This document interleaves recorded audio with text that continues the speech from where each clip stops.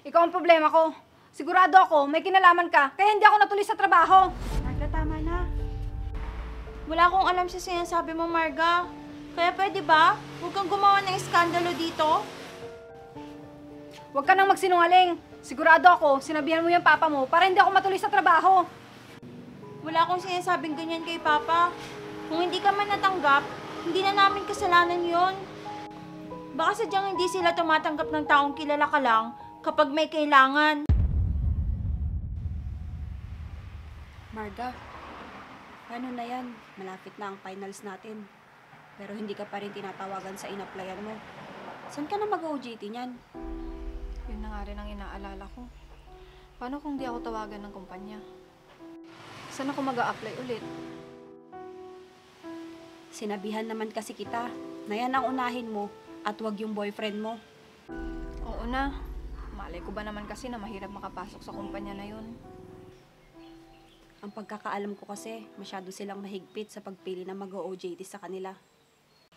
Pakiramdam ko naman, pasok ako sa lahat ng katangian na hinahanap nila. Mataas kaya ang grades ko.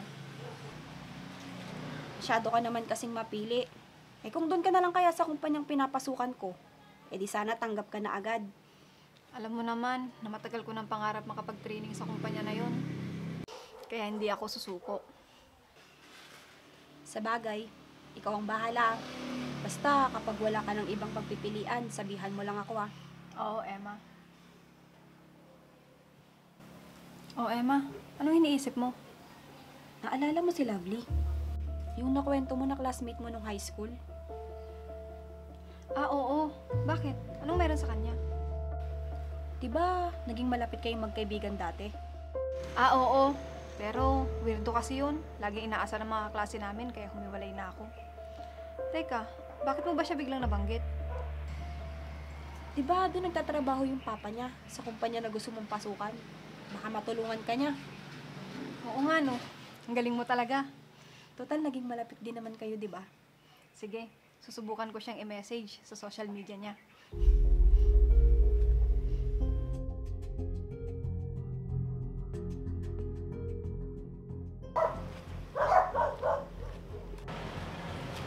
Tao po! Tao po! Lovely! O, Marga, halika, pasok ka. Salamat. Maupo ka muna, Marga. Sandali lang at ikukuha muna kita ng juice. Naku, wag na. Ayos na ako, Lovely. Sige, ikaw bahala. Salamat pala at pumayag ka na pumunta ako dito sa bahay niyo. Nagulat lang ako, nag-message ka. Huling usap kasi natin nung high school pa. Oo nga eh. Ang bilis ng panahon. Ngayon, college na tayo. Oo nga eh. Eh, kamusta ka na pala, Marga? Tinuloy mo ba yung pangarap mong maging nurse? Ako hindi. Ayaw kasi nila nanay na yun yung kunin kong kurso. Kaya nag-accounting na lang ako.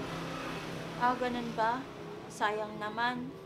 Okay lang yun. Gusto ko rin naman yung kurso ko ngayon. Nga pala, Marga, yung sasabihin mo nung nagka-chat tayo, tungkol saan yun? Hihingi sana ako ng tulong sa papa mo. Kay Papa? Di ba sa GNG Corporation nagtatrabaho ang papa mo? Doon ko kasi balak mag-OJT.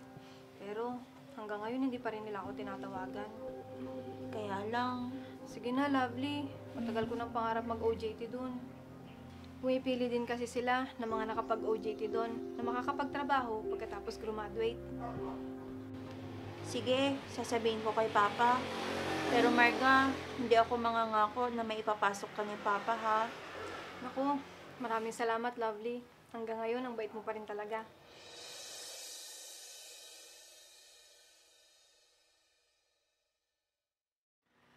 Pagka dumaan tayo doon mamaya, bili tayo. Sige, tapos ako na magluluto ng alamang. Sige. Meron ba kayong sili sa inyo? Alam ko meron doon sa may likod. Ay, tama. Maraming mangga dun sa amin. Ako na magkiwa mamaya. Sige. Oh, Emma. Ba't ngayon ka lang? May inutos pa kasi si mama sa akin, kaya hindi agad ako nakaalis. Ganun ba? Si Lovely nga pala, kaibigan ko. Hello, Lovely. Emma nga pala. Hi, Emma. Sasama ko nga pala siya sa outing natin sa susunod na linggo.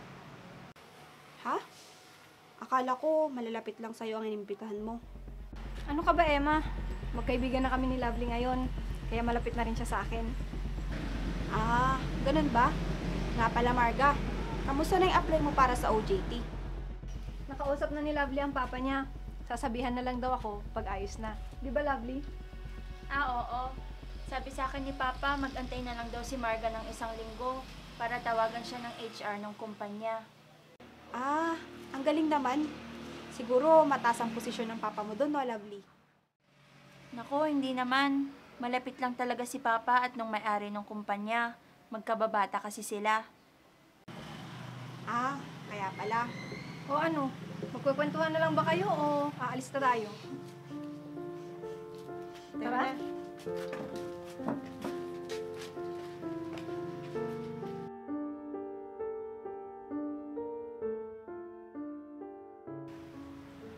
Marga, bakit pala hindi mo sinama si Lovely kahapon sa outing natin?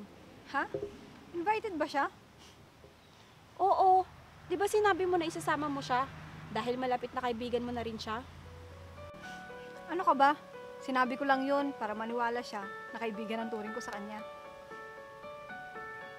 Ibig sabihin pala, kinaibigan mo lang siya ng panandalian para ma-approve yung OJT mo. Oo. Bakit? May masama ba doon? Mali ang ginawa mo, Marga. Ang sakin lang, dapat hindi mo na siya kinaibigan. Kung pagkatapos mo makuha yung gusto mo, babaliwalain mo lang siya. Hayaan mo na yun.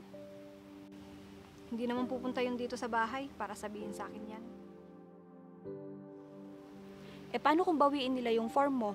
Baka nakakalimutan mo. Yung papa ni Lovely ang nagpasok sa'yo doon. Hindi nila pwedeng gawin yan dahil magsisimula na ako bukas at naitawag na rin nila yan sa school.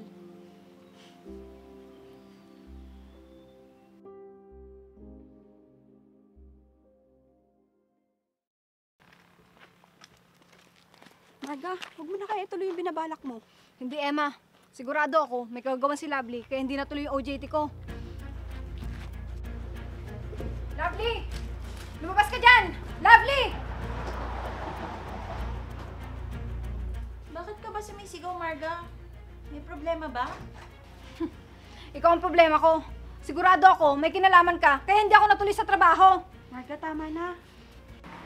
Wala akong alam sa sinasabi mo, Marga. Kaya pwede ba? Huwag kang gumawa ng iskandalo dito. Huwag ka nang magsinungaling. Sigurado ako, sinabihan mo yung papa mo para hindi ako matuloy sa trabaho. Wala akong sinasabing ganyan kay Papa.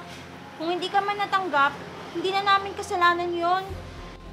Baka sadyang hindi sila tumatanggap ng taong kilala ka lang kapag may kailangan. Alam mo, Marga, akala ko nagbago ka na. Hindi pa rin pala. Nung high school pa lang tayo, ganyan ka na. Magaling kang manggamit ng tao para lang makuha mo yung gusto mo. Hanggang ngayon, ganyan pa rin yung ginagawa mo. Tara na, Marga. Hindi pa tayo tapos.